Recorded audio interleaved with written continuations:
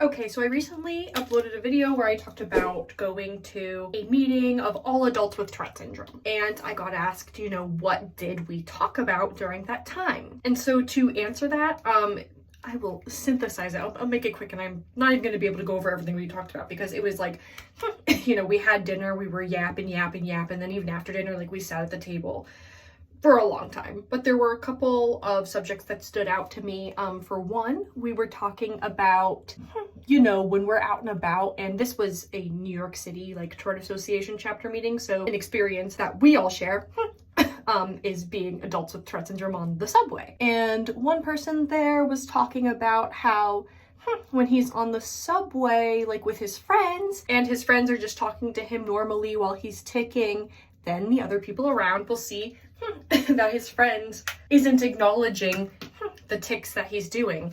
It kind of leads this social expectation in a way where then people will often follow suit with that. And that's something I've talked about a lot. And then I was going into the way that you can kind of emulate that yourself. Of course, there are many different circumstances with that. Also, me as a white woman, I think has very different experience with that than my friends who are people of color. We also talked about suppression, how suppressing just makes the tics worse. And then also it was really sweet. I don't want to say people's names when I haven't asked for permission, but there were these two guys there and they had been together for a very, very long time.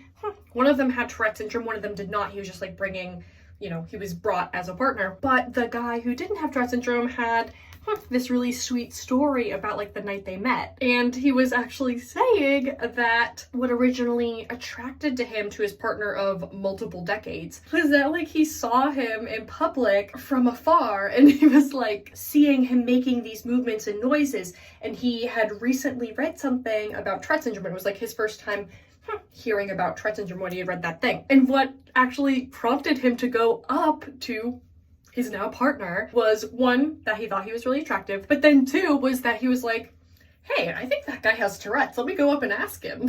And yeah, no, now apparently they've been together for I don't know, I think it was 20 or 30 years, something really awesome. There were a lot of other things we talked about, and I could honestly go on and on. But you know what? This opportunity is not just for me and the other people who were at that dinner. You can be part of this too. There's an upcoming Tourette Association New York City chapter event. If you want to know more about that, comment below and I'll DM you the information. I love it. I love my ticket community.